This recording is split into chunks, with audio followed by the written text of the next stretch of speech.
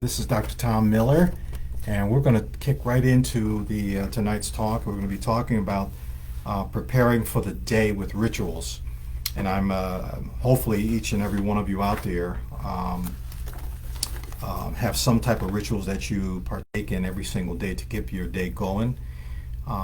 Before we get started, I just wanted to share with you and actually request that if you have some comments in the chat box, you can go ahead and just add your chats and just join in. Just if you have things that you want to say, if you have things that's on your mind,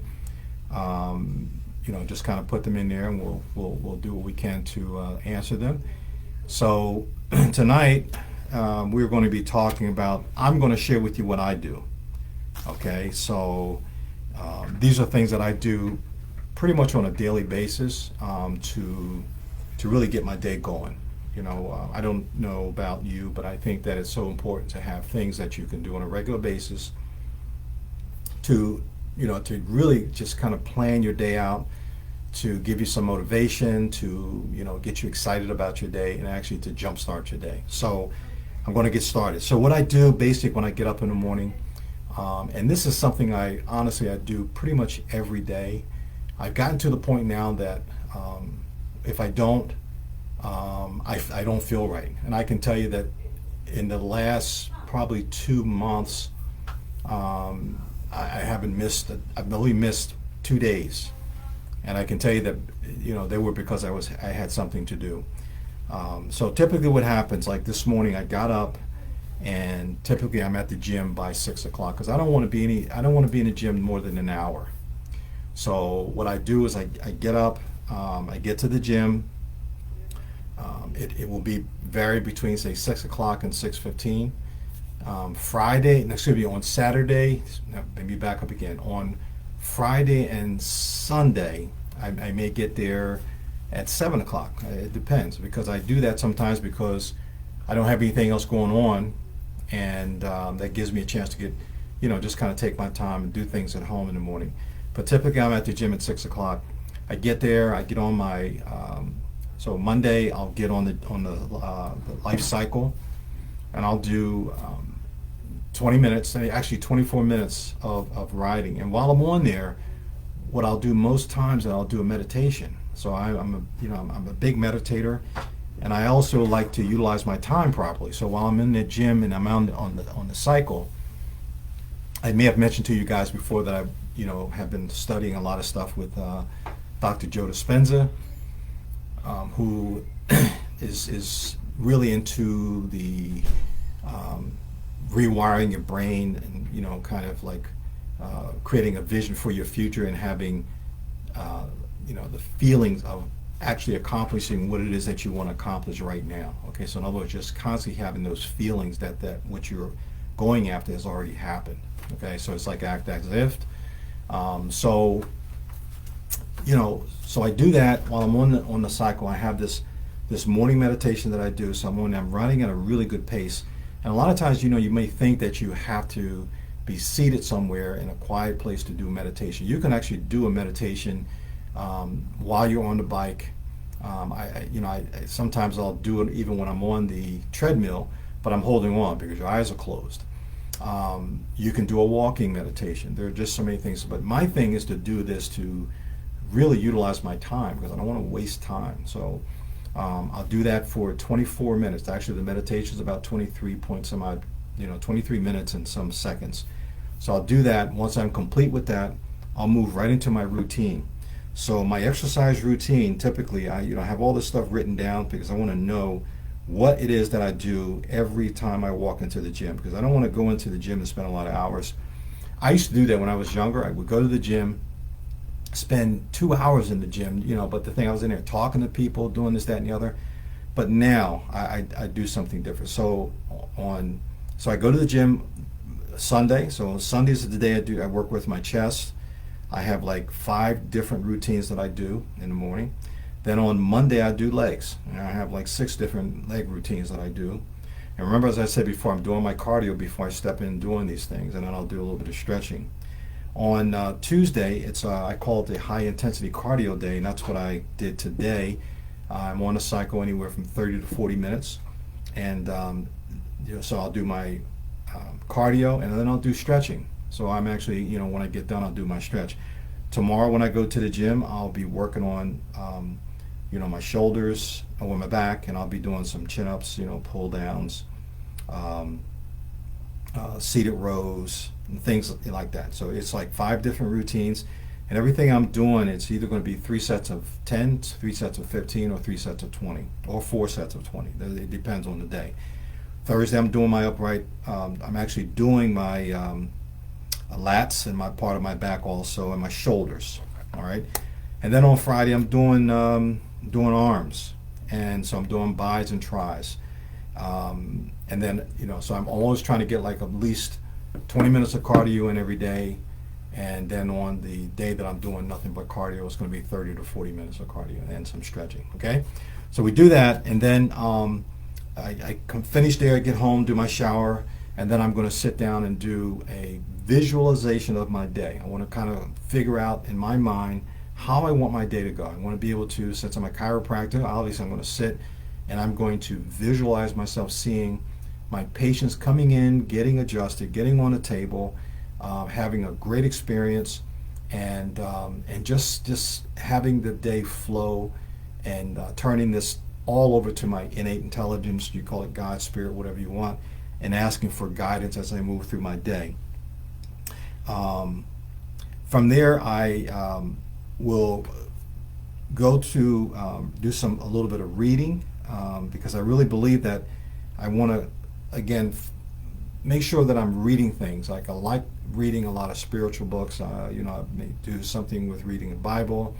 As a chiropractor, I like reading a lot of chiropractic philosophy stuff, so I'll make time, 10, 15 minutes to read something, and and just fill my mind with good stuff, so that when I'm in here as a chiropractor serving my patients, I want to be like really centered. I want to be focused, and I want to make sure that I'm there with each patient as they come in and out of my office. And it doesn't matter where we are.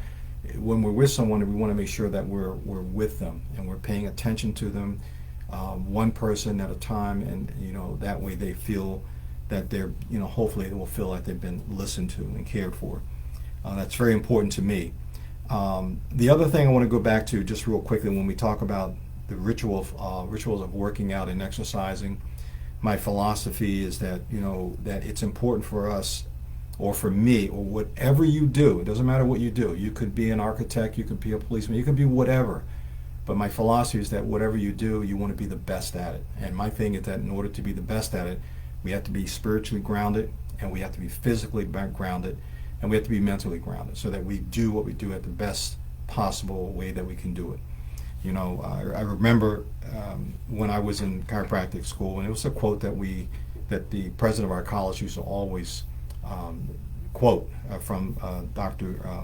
B.J. Palmer, who was the developer of chiropractic. He would say that who can anchor to an unanchored mind? And that is so critical, because whatever you do for is your life's work, you want to be really grounded in that.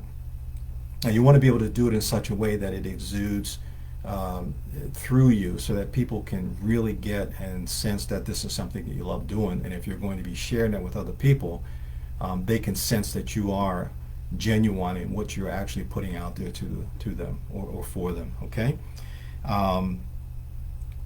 So one other thing that I do, and I just want to share I didn't do it on here today, but I certainly do this every day. And if I forget sometimes, I will journal it inside of a journal, is what I call a gas card. I think it's so important, and that we think about as we go through this thing called a gas card. And you can do this on a 3x5 card. It can be whatever color you want. On that gas card, what you want to do, GAS stands for, GAS stands for, you want to write down, 1, 2, 3, 4, 5, 6, 7 gratitudes, things that you're grateful for. And I'm telling you, the reason why I think this is so important, because when we talk about doing rituals, when you are in a really bad place, mentally, spiritually, whatever, one of the best things to do is really start thinking about, what am I grateful for? What are you grateful for? Okay, just think about, I know we're going through a lot of craziness that we see on the news and all the stuff that's going on around the world, and that can really take you into a whole different place in terms of how you're feeling. But think about in your life, when you do this every day, on the gas card, think about what you're grateful for. I mean, it could be something as simple as, your family. If you're married, your spouse. If you have children, your children. If you're in a business, be grateful for the people that you're working for. If you own a business, be grateful for the fact that you own a business, that you can supply or provide a service to people and humanity out there. Okay. So that's one thing. So your G stands for gratitude. That could be people, places, things, just things that you can really, really, really be grateful for. The A in gas stands for action. So what one action can you take to improve, for example, your life, your the life of someone else, your body, your relationship with God, your relationship with other people in your lives. Okay? And just think about, I mean, there are many actions you could take, but the thing is, what one action could you take today? Because everybody can take one action. And just think about, if you took one action today and you did one action every single day, as a year goes by, that's 365 actions that you could do, instead of trying to think about doing a whole bunch of things, in that one day. Just one action that if you did it, and I promise you that if you put that one action down, you go and complete it, you're going to feel so good about yourself for that day. And then the last part of the letter, the acronym for GAS, is S is for service. And this is really good too, because I want you to think about, we all provide services, but think about what service that you could do for someone without them knowing that you did it for them. All right, that's a real nice thing, because we as human beings, when we do stuff for people, most times we're in the mindset of expecting something back in return. Okay, but just think about how much power comes with you doing a service for someone without expectation of anything in return from that particular person. And what's beautiful about that, from what I've learned over the years in terms of how the world, how life, how spirit works, is when we do things for people without expecting anything in return. Many times what happens is that goodness will come to us from unexpected places. And there's nothing like having an unexpected gift in your life, okay?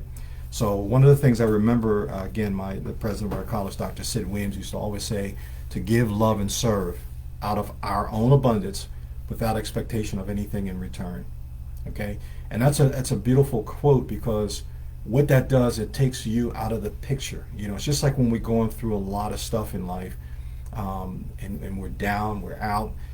If you look at that and really analyze it, you'll find that what you're spending most of your time on is you're looking in at you. But if you could take that and just turn it around and then look at, what could I do for someone else? And I've noticed for myself, and I'm sure many of you out there would agree with me, and if you do, please, make a comment in the chat box, that when you are in that place of doing and serving, giving, loving, and serving, without expectation of anything in return, I don't know. For me, it seemed like life seems so much better. We know that, when we think about, life and healing, we have this philosophy of, it comes from above down, inside and out. And, when we have that kind of understanding, to me, it just makes life really, really work and function so much better.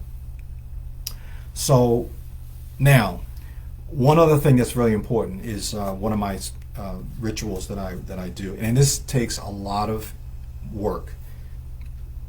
It takes a lot of being mindful, and that is making sure that you don't get into the space of comparing yourself to other people. I'll give you an example. Is that if you are in, for me as a chiropractor, and I may go visit other chiropractors, or I may go to some seminars, and I hear, other doctors talking about how big their practice is, how much money they're making, and all this stuff, and you start comparing yourself with that, that will take you out of the game, okay? And it doesn't matter what you do in life. I don't care what it is, but the only person that you need to compare yourself to, and again, this is a practice because we're encountering this stuff every single day. Excuse me. The only person you need to compare yourself to is yourself. So in other words, instead of comparing yourself with other people, compare yourself to what you did yesterday, and if you can look at how you can improve upon what you did yesterday. And just think, if you were to do that as a daily ritual, how much more empowering your life would be in doing things like that. Okay? So that's another ritual that I look at doing, and I'm telling you, it takes effort. It takes work to do that because of our ego. It's constantly there. You know, they say ego is, the acronym is edging God out. You know, but it takes effort to really to be mindful of what's going on around you and what's playing inside your head. Okay, I always remember this one guy who I can't remember his name right now, but he always talked about the drunk monkey, and just constantly whispering in your ear and telling you this, that, and the other. And if we sit long enough, sit idle long enough, you're going to actually start listening to that, and it's going to take you down a really bad place. So again, don't allow that to happen to yourself. What I do is, the 4 areas that I'm looking at for myself is my body. Okay, what am I doing to take good care of my body? And I tell you, one of the biggest problems that I have, my challenges that I have, and it's been this way for most of my life, is we grew up in a family that my mother and my grandparents loved cooking, cakes and pies and stuff like that. So I just developed over the course of years a craving for sweet things, like the cakes, the cookies, and the candies and stuff like that. So it's been a big challenge for me, and it's a daily work for me to really be mindful of that. And so if you're out there and have those kind of challenges, trust me, you're not alone. So what I want you to understand is that what I do now, and this is part of why I've become such an advocate of working out and exercising, okay? Because what I've learned also is that by working out really, really hard when I go to the gym, it makes me more mindful of taking good care of my body. So it's like, for the last couple of weeks, I've been doing really, really well with my eating habits. And so what I do now is I make sure that I eat a lot of good nutrient-dense meals. What I've noticed is that the more good, healthy, nutrient-filled foods that I put in my body, the less cravings I have for stuff, the processed foods, the cakes, the cookies, the candies. We all tend, if we have those kinds of cravings, they're either going to be for sweet or for something salty. And so that's what I do in terms of helping myself, really creating the best possible body that I can, taking the best possible care of my body. And I even take it to a spiritual level where I realize that in Scripture it talks about that our bodies don't belong to us. They are really something that God has given to us to care for it. And I know this, that if we take good care of our bodies, then we become a clean, hollow vessel for Spirit to run through us and allow us to do the things that God has called you and I to do on a regular, daily basis. So my body, so we're talking about, doing the exercise, meditation, getting you a proper rest, and having fun. That's another big thing. Sometimes we just grind away and never take the time to have fun, so that becomes important. The next thing I'm comparing myself, my being. What I mean by that is, am I connecting to God? All right, am I connecting to God, my higher power, however we want to call it, and tuning my life into, just staying in right relationship with my Creator, because I know that everything that I do in life, it starts with knowing that I'm here because of God, whatever you want to call it, and I believe that because I'm here, that I've been called here to do something good for this life. Okay, as I'm moving towards perfecting my life and my body to someday get back to wherever we came from, or moving on to the next level of life. So And I'm constantly, every day, one of the prayers that I have is asking God to remove all of my character defects. And trust me, we all have them. And as we go through life, we begin to see how we are, especially if we're in a relationship, whether we're married or a relationship with our children or whatever. I'm looking to how can I best, perfect my life and ask God to really remove any of the character defects that I have so that I can become a much better spiritual being as I'm on this planet. Okay? Also, the next one is relationships. And so those relationships I'm talking about really is my relationships in my marriage, and my relationship with my children, my relationship with my family, my staff, my patients, my community, okay? So it's like, what is it that I'm doing? How am I showing up in those relationships to be a better example so that I can actually empower other people to really have a better life for themselves? Because, believe it or not, we may not believe this, we are, when we think about it, we are being watched by other people, okay? And we have to know that those people, okay, are learning something from us. And it's very important that we be the best that we can be, whether we are in the environment, out of the environment. It's important. Just give me 1 second here. Just give me 1 second. Someone is knocking at my door.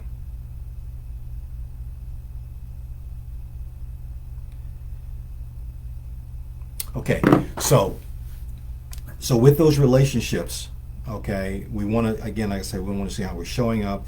Am I loving and caring for my wife as Christ has called us to do? So again, I can tell you that when we think about relationships, in my relationship with my wife, I will tell you that if you are in a relationship with someone, I think it is one of the greatest, environments to really learn and understand how to be and how to grow and how to understand, I would say, understand God more. Because in those relationships, you're going to be really challenged many times. And I think the value of that is when you are in those relationships like that, it reveals who you are, and you can take the opportunities when those situations come up to really understand how you can be a bigger and better person when you're challenged with certain things that come up in your relationships. Okay, and I think that God has, for me, I think that God puts us in situations to really challenge us to see who we really are. Okay. And so I've learned a lot over the, going on 36 years of being in marriage. I've learned a lot being in a relationship with my children. I've learned a lot being in a relationship with my staff. And I've certainly learned a lot with my relationship with my patients over the years. And I'm always thinking about what can I and how can I be a better person to leave people more uplifted when they come into my space that I'm in, that I have here. Okay? So, always striving for. So these are, again, my rituals. I'm constantly thinking, how can I be a better leader? How can I be a better father? How can I be a better husband? How can I be a better chiropractor? Okay? And doing the things that God has called me to do.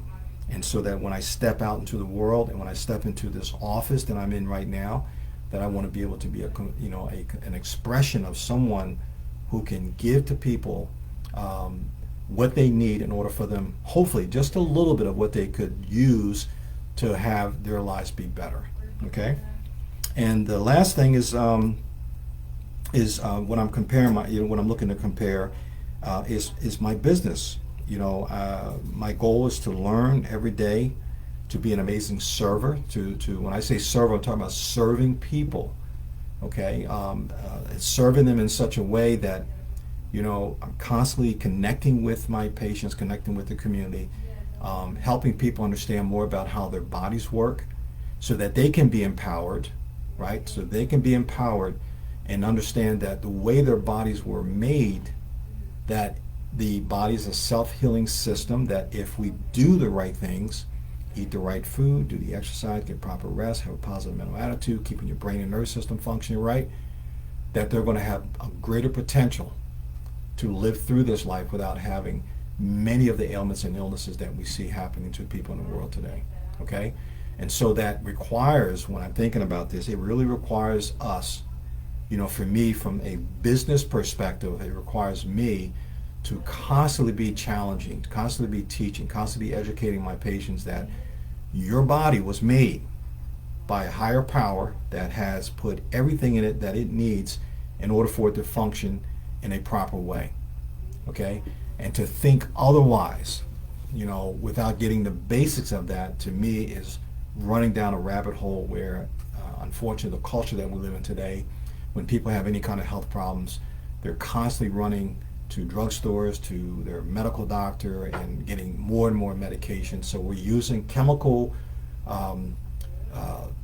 products to really try to shift and change things in our bodies, when if in fact, if we ate well, if we stayed away from the processed foods, stay away from the junk food, stay away from consuming high amounts of cakes, cookies, and candies, and ice creams, and soft drinks, and all that kind of stuff on a regular, consistent basis, if we were to change that around, and let's say even if you did it to a point of like maybe, if you had some junk food, say once a week instead of every day of the week, what would that do to your life? And so again, this is from a business perspective I'm looking at. If I can share and educate people about that, it would have an impact on how my business life works. And it brings me great joy when I'm able to do that with my patients, to share things in such a way that when they come to me and say, hey doc, the last 30 days or 2 months or whatever, I feel better now than I've ever felt in my life. Okay? And I know we can make those kind of changes for people. So, just having that mindset, when, as I said before, when we give, love, serve, and do out of our abundance with no expectation in return, miraculous things happen in our lives. So, so I'm going to wrap up with this. This tonight is, what I want to help you understand is this: if you're not doing daily rituals, start doing them. And just, it's. I know many people out there do have daily rituals, but I'm telling you, if you don't, start doing them, and you're going to start noticing how things really turn around in your life by having some consistency of doing something that is moving you in a direction that's going to have your life improve over time. And I think that if you really do it, and there are going to be days you're going to slip up, then my thinking is, and my theory has always been, if you slip up, if you go off track what you're eating, get back on track at the next meal. Okay? If you've not been exercising, then just snap out of it and get back, and don't wait to get motivation. I'm telling you, don't wait for that. Or, you hear people say, I'll start on Monday. Just start. And then you'll see the motivation will come. Once you get into the groove of exercising and eating right and exercising, developing a positive mental attitude, it's like a snowball. And I'm telling you, it gets better and better with time. You start developing a relationship with your Creator, it gets better and better as time goes on. Okay? So I hope that this little bit of information has will at least open your consciousness to at least considering doing this. And for those of you who are out there and have been wondering or curious about coming into the chiropractic office to really understand a little bit more about what chiropractic is, those of you who are patients of mine that have not been back in the office since all of this COVID stuff that's been going on, today is the day that you can make a decision to turn things around and start living a new life. And when you come in, we will sit down and talk to you about things that we can do to help you. You talk about your diet, how to get into an exercise program, get your nutritional thing together, and most importantly, get your spine tuned up so that your body can perform at its maximum potential. Okay? So if you need to reach out to me, you can contact me at my office at 383-9121. As you know, we're located at 22 South Main Street here in Pleasantville, New Jersey. And we look forward to being back with you again on Tuesday, June 28th at 6 o'clock. Please share this with all of your friends and contacts. And if you're out there and you're a patient here, please, let other people know that we are here and we're here to serve. Okay. Have a great evening, and we'll look forward to being with you on Tuesday, the 28th. Have a great night.